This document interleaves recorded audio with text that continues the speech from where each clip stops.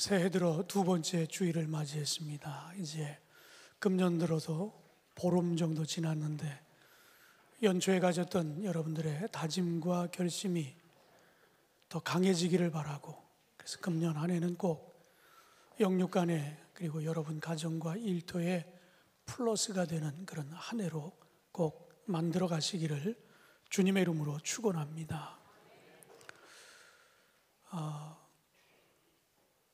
어떤 교회를 다니는 사람이 밤길에 그만 낭떠러지에 떨어지고 말았습니다.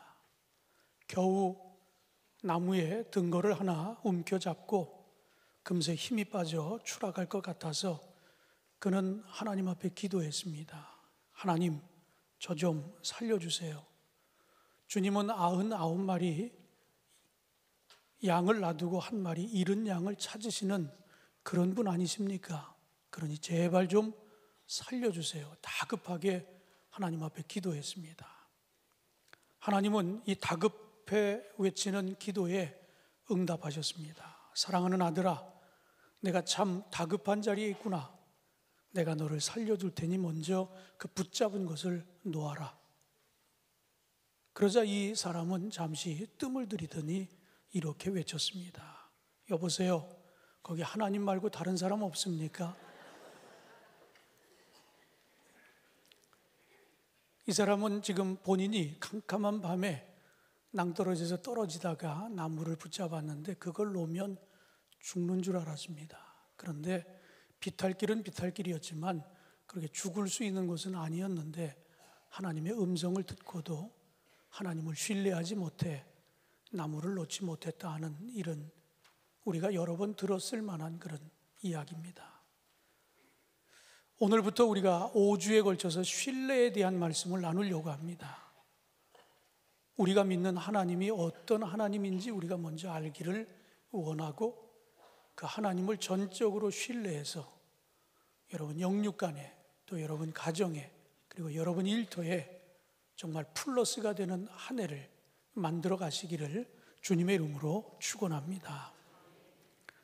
오늘 본문은 우리가 잘 아는 대로 출애굽 여정에서 만났던 이야기입니다. 이스라엘 백성들이 광야에 나왔더니 너무나 불편합니다. 설상가상으로 먹을 것이 없습니다. 그래서 하나님에게 원망을 합니다. 그런데 그 하나님이 원망하는 이스라엘 백성들을 어떻게 대하셨는가? 오늘 본문에 보면 첫 번째로는 원망하는 이스라엘 백성들을 하나님은 믿음이 없는데도 불구하고 믿음이 부족한데도 불구하고 먹이고 계시다라고 하는 사실을 오늘 이 본문에서 만날 수 있게 됩니다. 저도 성지순례를 교인들과 여러 번 다녀왔습니다. 그런데 성지도 여러 가지 경로들이 있습니다. 소아시아의 7교회를 방문하는 그런 성지도 있고요. 출애굽 여정을 또 걷는 그런 성지도 있습니다. 그런데 이 출애굽 여정의 성지를 가다 보면 이집트에서 황량한 광야를 지날 때가 있습니다. 또 이스라엘에서도 유대의 광야를 만날 수 있습니다. 그런데 이 광야는 어떤 곳입니까? 광야는 모든 것이 불편한 것입니다. 저도 몇 년 전에 이 북아프리카의 모로코에 간 적이 있어요. 목사님들하고 이 사막의 영성을 따라서 일부러 사막에 가서 그 힘든 아무것도 없는 데 가서 며칠을 있으면서 우리가 그 사막을 체험하기도 하고 그 사막의 교부들이 체험했던 사막의 영성을 조금이나마 한번 느껴보자. 그래서 그 사막에 가서 모래 산 위에 올라가서 밤늦도록 기도하고 또 이른 새벽에 올라가 기도하고 그런 훈련을 해봤던 적이 있습니다. 성경에 보면 광야는 척박한 곳으로 소개됩니다.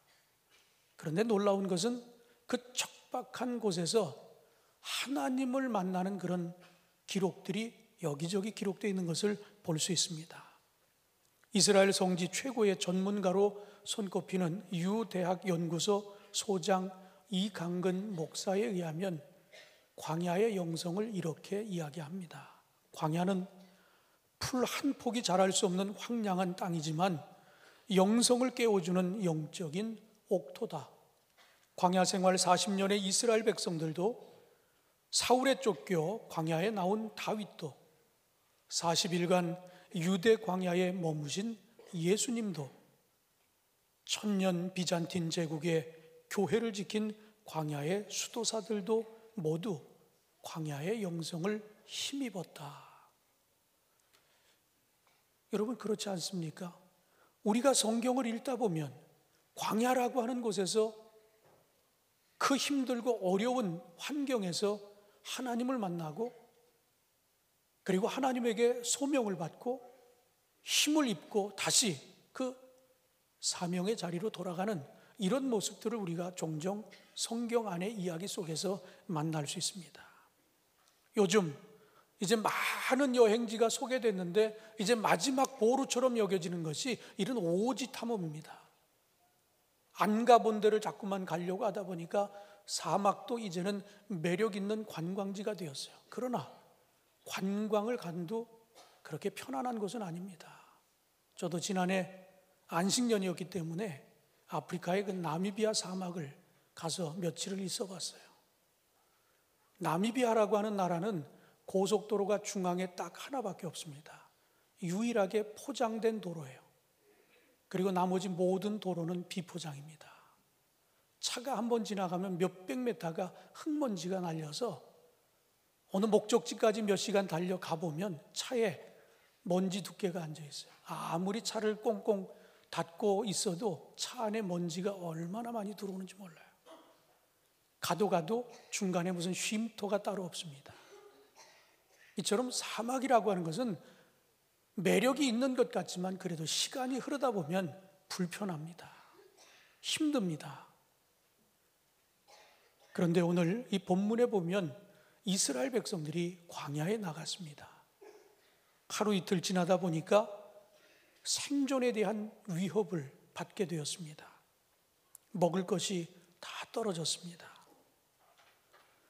성경에 의하면 그들이 출애굽할 때 황급히 나오느냐고 이삿짐을 잘 꾸리지 못했어요. 그런데 그들이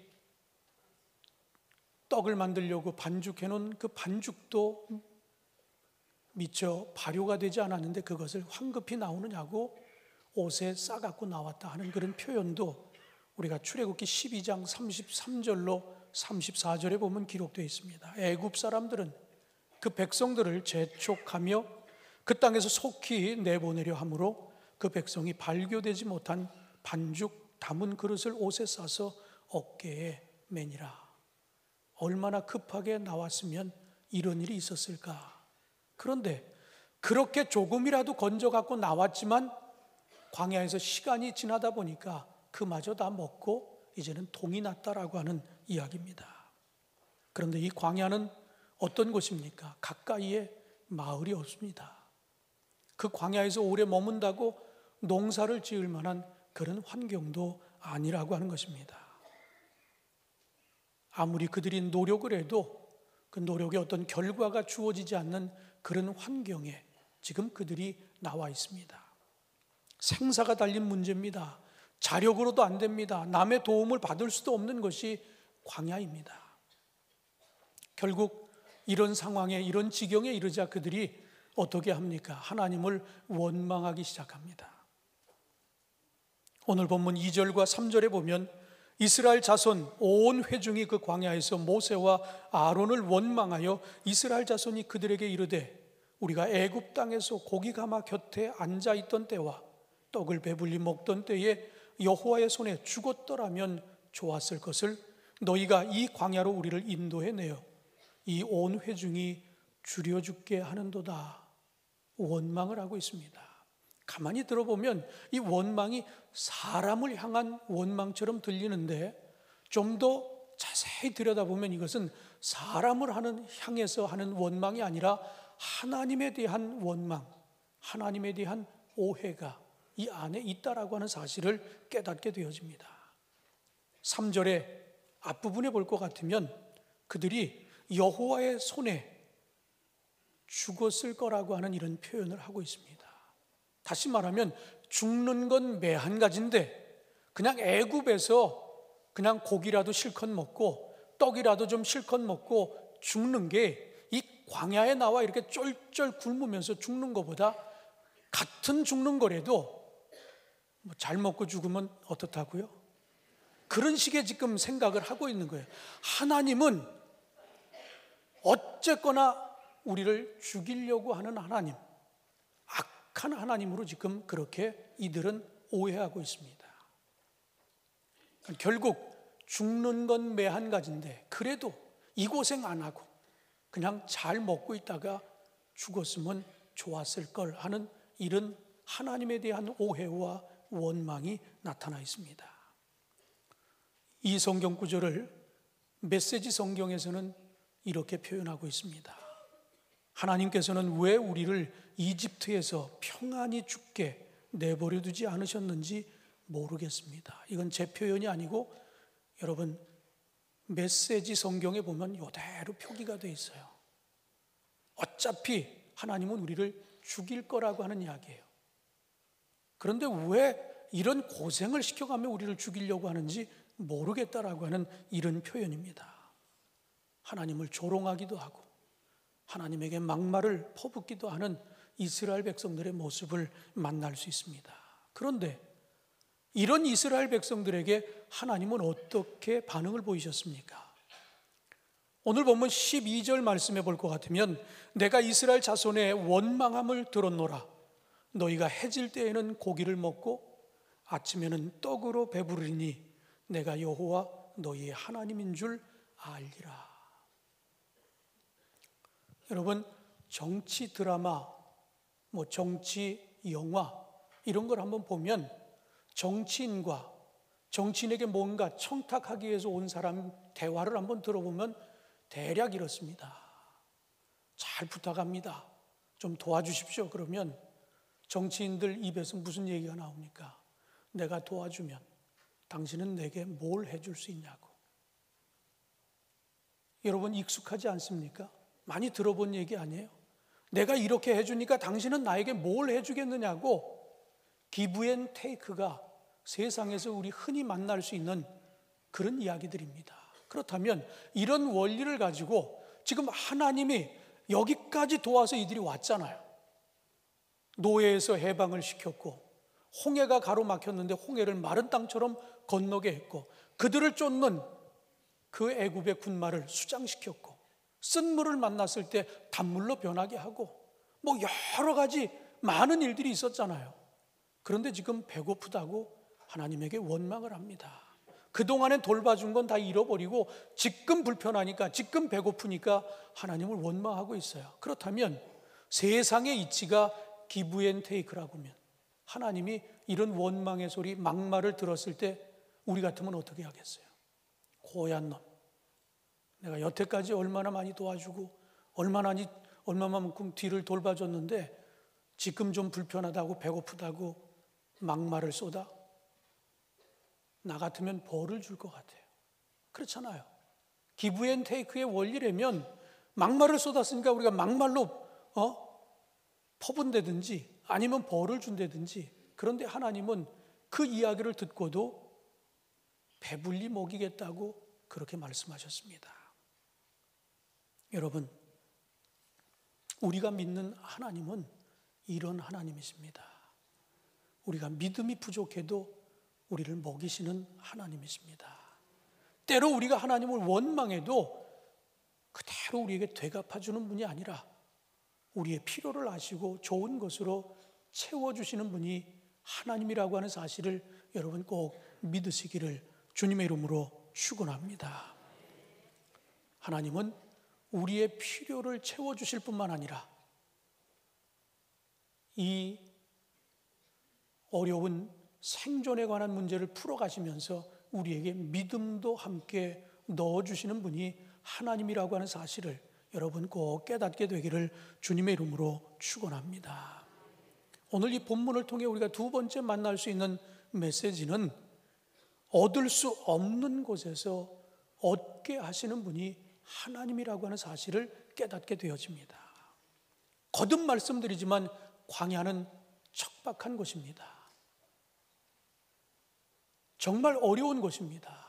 저도 이 사막을 한번 우리 성도들하고 저 요르단에 사막을 한번 같이 걸어본 적이 있어요. 그래서 사막에서 하루를 자는 그런 체험이 있습니다. 낮에는 얼마나 뜨거운지 몰라요.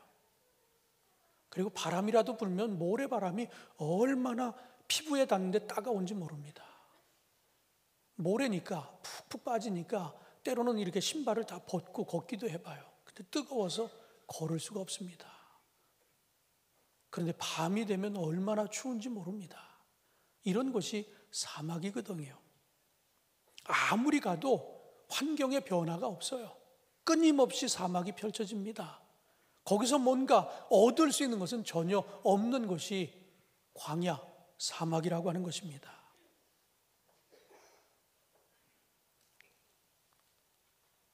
그런데 하나님은 아무것도 얻을 수 없는 그곳에서 그들에게 만나와 메추라기로 공급해 주셨습니다. 인간으로서 아무리 노력해도 안 되는 문제, 어찌 보면 정말 가장자리 끝에 더 이상 희망이 없어 보이는 그때 하늘문을 여시고 그들에게 만나와 메추라기를 주셨습니다.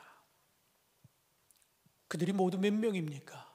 줄잡아 장정이 60만, 그 가족들까지 하면 미니멈 최소한 200만 명이 넘는 그런 사람들을 하나님이 먹이셨다라고 하는 이야기예요. 그런데 한 번 먹이신 게 아니라고 하는 겁니다. 한시적으로 먹인 게 아니라고 하는 겁니다. 무려 40년 동안 거르지 않고 매 끼마다 꼬박꼬박 아침에는 이슬처럼 만나를, 그리고 저녁에는 메추라기를 사냥하는 것도 아니에요.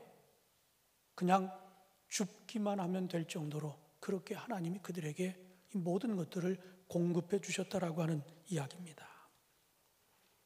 오늘 본문 18절에 보면 새번역 성경으로 이렇게 번역됐습니다. 오멜로 되어 보면 많이 거둔 사람도 남지 않고 적게 거둔 사람도 모자라지 않았다. 그들은 제각기 먹을 만큼씩 거두어 드린 것이다. 하나님이 그들의 필요에 따라서 필요만큼 채워주셨다라고 하는 이야기예요. 어떤 사람은 먹성이 좋아서 남들보다 더 많이 먹을 수 있잖아요. 어떤 사람은 작게 먹을 수도 있잖아요. 그런데 그 형편에 따라 하나님께서 채우셨다라고 하는 이야기입니다. 그런데 이 일을 이례적으로 준 것이 아니라 200만 명이 넘는 사람들에게 40년 광야 생활 동안 하루도 거르지 않고 매번 아침 저녁으로 이렇게 그들을 먹이셨다라고 하는 이런 이야기입니다. 여기서 우리는 뭘 만날 수 있습니까? 하나님은 배부른 사람에게는 더 많이, 그리고 그 먹성이 좋은 사람에게는 많이, 그리고 소식을 하는 사람에게도 그들이 먹기에 충분한 양을 공급해 주셨다. 섬세한 배려, 그리고 40년을 꾸준히 했다라고 하는 성실함. 하나님은 이런 하나님이라고 하는 사실을 우리가 이 본문에서 만날 수 있게 됩니다. 결국 하나님의 능력을 알 수 있고요, 그리고 하나님의 사랑을 알 수 있는 그런 부분이 바로 얻을 수 없는 곳에서 얻게 하시는 하나님의 놀라운 사랑을 우리가 여기서 만날 수 있습니다.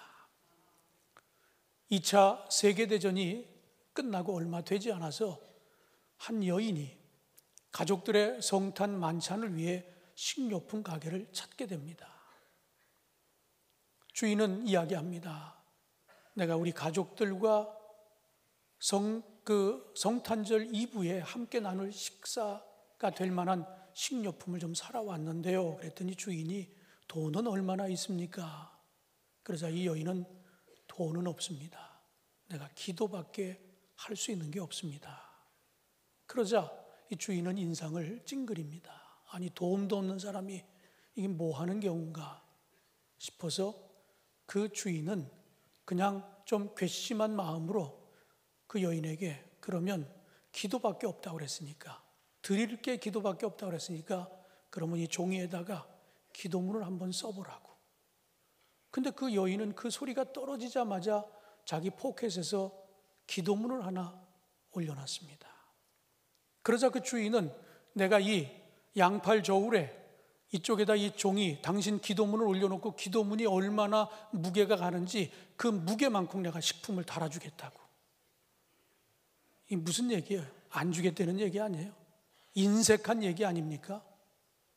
그런데 종이를 딱 올려놓으니까 종이를 올려놓은 그 기도문을 올려놓은 쪽으로 이 저울이 내려가는 겁니다. 그래서 종이 한 장 올려놨으니까 뭘 무게가 나가겠나. 그래서 빵 하나를 그 위에다 올려놨어요. 근데 여전히 기도문 쪽이 더 무거워서 내려가 있는 겁니다. 이상하잖아요. 빵을 올려놨는데 무게추가 중심 이동이 안 되는 거예요. 또 하나 올려놨는데 그대로입니다. 또 하나 올려놨는데 그대로입니다. 그러니까 이 사람이 화가 났어요. 그러면 당신이 더 이상 올려놓을 수도 없고 매번 그 짓을 할 수 없으니까 나 바쁘니까 당신이 한번 올려놓고 가져가고 싶은 대로 다 가져가라고. 정말 저울이 움직이지 않는 거였어요. 그래서 이 여인은 너무나도 감사하기도 하고 그래서 가족들이 먹을 만큼 식료품을 챙겨가지고 돌아갔습니다. 이 일이 있은 후에 이 주인이 생각해 보았어요. 아니 어떻게 이런 일이 일어날 수 있을까? 종이 한 장이 뭐 그렇게 무겁다고 식료품을 올려놓는데도 이 저울이 움직이지 않는 것. 알아봤더니 저울이 고장났습니다. 근데 여러분 우리가 여기서 이걸 그냥 웃고 넘어갈 수 있는 상황이 아니에요. 어떻게 멀쩡했던 저울이 그 여인이 와서 음식을 달아 보는 그 순간에 저울이 고장날 수 있었을까? 그리고 괘씸해서 돈이 없다고 하니까 종에다 기도문을 쓰라고 그러는데 이 여인은 기도문을 이미 준비해가지고 왜 그 전날 아들이 아팠거든요.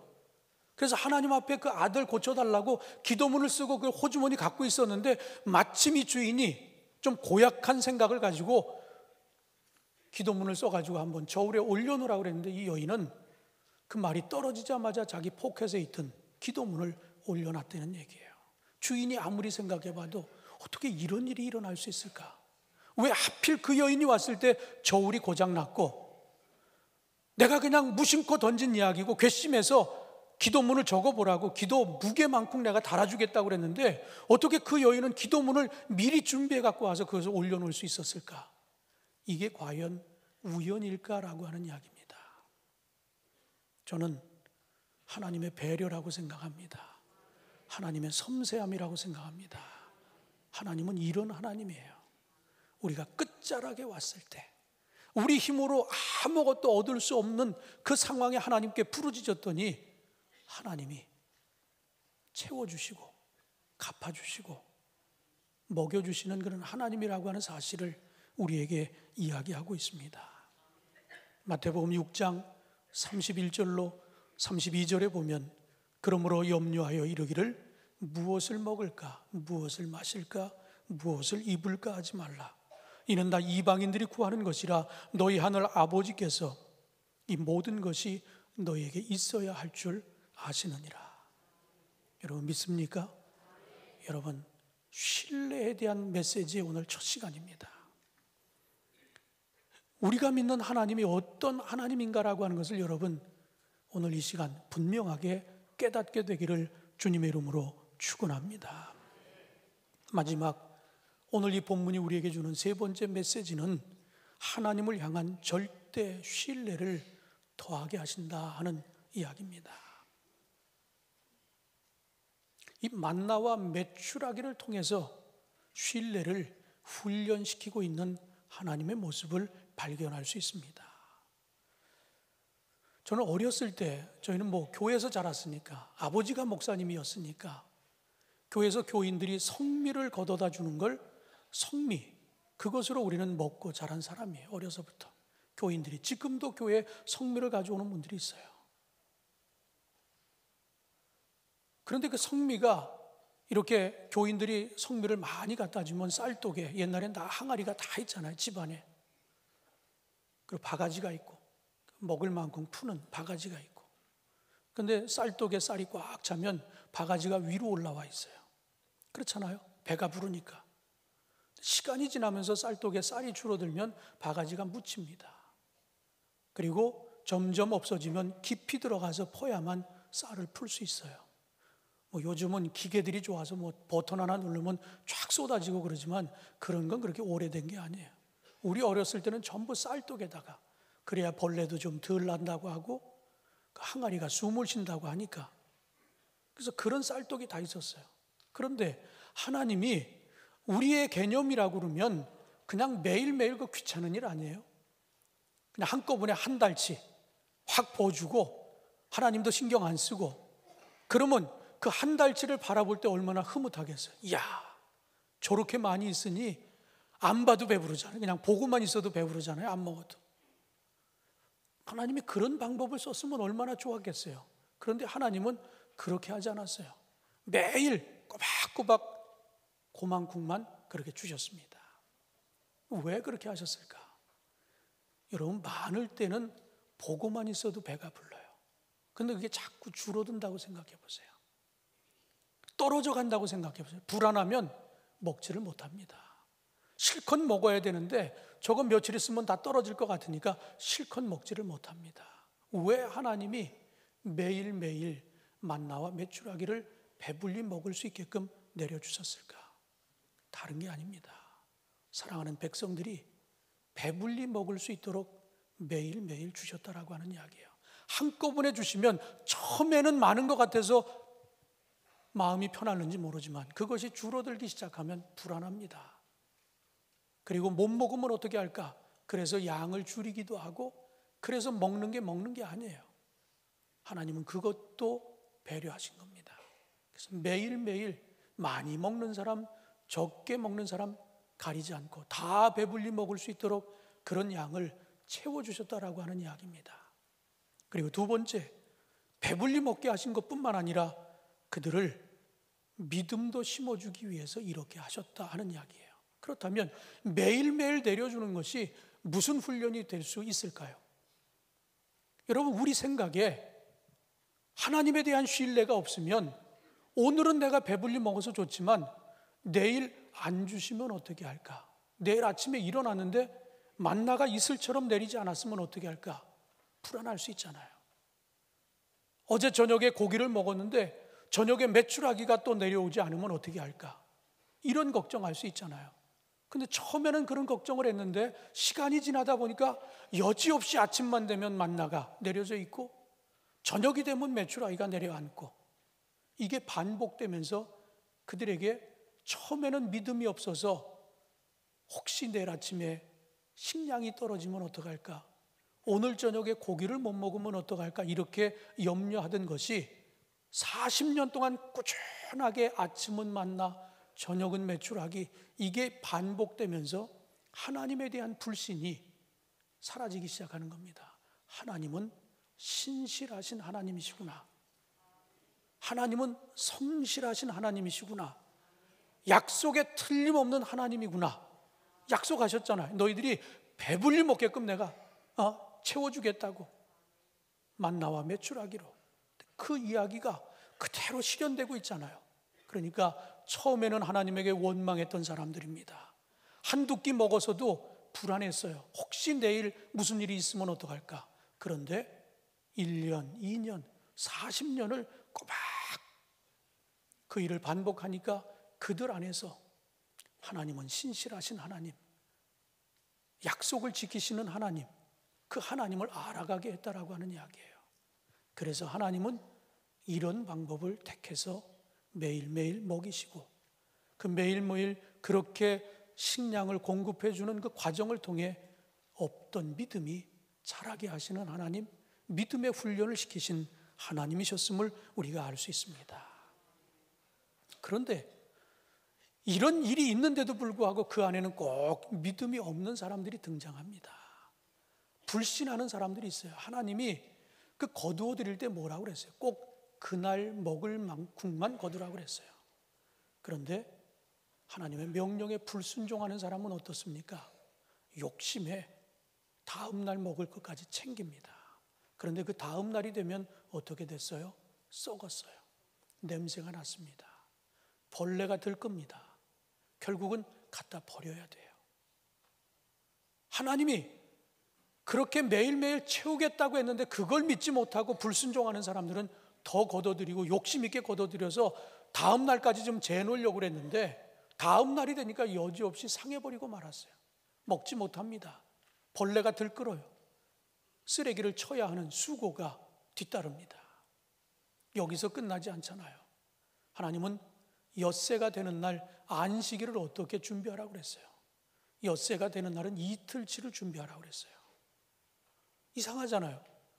하루 지나면 다 상하는데 안식일을 위해서 엿새째 되는 날은 이틀치를 준비하라고 그랬어요. 그런데 그 이튿날이 돼도 안식일에는 그 음식이 썩지 않는 겁니다. 상하지 않는 거예요. 믿음이 없는 사람, 불순종하는 사람 가운데 또 어떤 사람이 있습니까? 하나님이 이틀치를 6일째 되는 날은 거두라고 그랬는데 거두지 않는 거예요. 왜? 다음 날 나가면 또 있겠지. 그리고 안식일에 나가서 거두려고 하니까 있었습니까? 없었어요. 허탕을 칩니다. 왜 이런 이야기를 우리에게 들려주고 있을까요?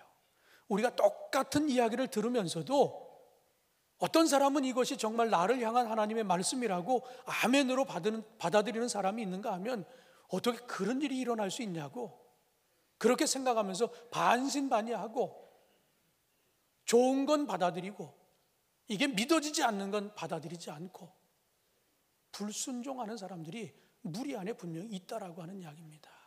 그런데 불순종했더니 결과가 뭐예요?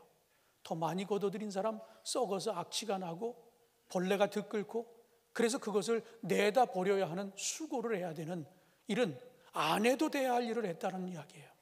그리고 엿새째 되는 날은 반드시 2배로 거둬들여서 주일날 안식일에 먹으라고 그랬는데 게을러가지고 또 말을 듣지 않았어요.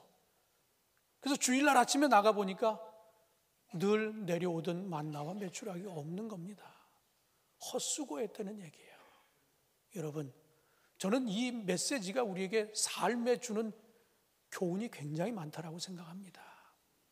우리가 주일날 일하는 거에 대한 것도 한 번쯤은 이런 개념을 통해서 생각해 볼 필요가 있어요. 가게 문을 닫아야 되냐 열어야 되냐 이런 고민할 때 이 메시지가 우리에게 무슨 메시지를 주는지도 한번 여러분 생각해 보시기 바랍니다. 가장 주된 메시지는 불순종하지 말라고 하는 얘기예요. 불순종했더니 쓰레기 쳐야 하는 그런 수고가 필요했고요. 불순종했더니 헛수고하는 이런 일들이 있었다라고 하는 이야기입니다. 바라기는 사랑하는 성도 여러분, 오늘 우리에게 보여주시는 하나님은 정말 신뢰할 만한 그런 하나님. 믿음이 없는데도 불구하고 믿음이 부족한데도 불구하고 하나님은 먹이셨습니다. 기브 앤 테이크로 우리를 대하지 않으셨어요. 우리는 원망했지만 하나님 좋은 것으로 갚아주셨습니다. 광야라고 하는 것은 아무것도 얻을 수 없는 것이었지만 하나님은 그 끝자락에서 하늘문을 여시고 양식을 내려주시는 분이 하나님이십니다. 그런 하나님에 대해서 불순종하고 순종하지 않는 이들에게는 음식이 썩어나가는, 그래서 그것을 치워야 하는 불필요한 수고가 따랐고, 안식일을 예비하라고 하루치를 더 거두라고 하는데 그렇지 않은 사람은 주일날 아침에 나갔다가 아무것도 거둬들이지 못하는 헛수고를 하는 이런 교훈을 우리에게 주셨습니다. 금년 한 해 신실하신 하나님, 약속을 지키시는 하나님, 그 하나님 더 신뢰하셔서 여러분의 믿음도 성장하기를 바라고, 그리고 우리의 부족함을 채워주시는 하나님의 은혜와 역사도 경험하는 그런 한 해가 꼭 되시기를 주님의 이름으로 축원합니다. 기도하겠습니다. 하나님 감사합니다. 우리가 플러스라고 하는 이 표를 우리가 생각하며 정말 플러스가 되기 위해 가장 먼저 하나님을 신뢰하라고 우리에게 말씀하셨습니다. 광야 같은 삶을 살아가지만 정말 척박한 그런 환경에 우리가 놓여 있다 할지라도 우리와 동행하시는 하나님을 바라보게 하여 주옵소서. 그리고 우리가 그분을 찾으면 그분은 반드시 만나주시는 분이고, 그리고 우리의 필요를 채우시는 하나님이라고 하는 사실을 깨닫게 하여 주시옵소서. 불순종은 헛수고와 그리고 불순종은 아버지 하나님 쓰레기를 쳐야 하는 그런 수고가 뒤따르지만 순종하는 자들에게는 하나님께서 더 좋은 것들로 채우시며 그리고 그 믿음을 성장케 하신다라고 하는 사실을 깨닫게 하여 주시옵소서. 이제 금년 한 해 하나님 신뢰하겠습니다. 이런 신실하신 하나님 내가 더 가까이 붙들고 그리고 동행하겠습니다. 말씀에 따르겠습니다라고 하는 이런 결단이 있어 금년 한 해 플러스가 되는 삶을 살게 하여 주시옵소서. 예수님의 이름으로 기도하옵나이다. 아멘.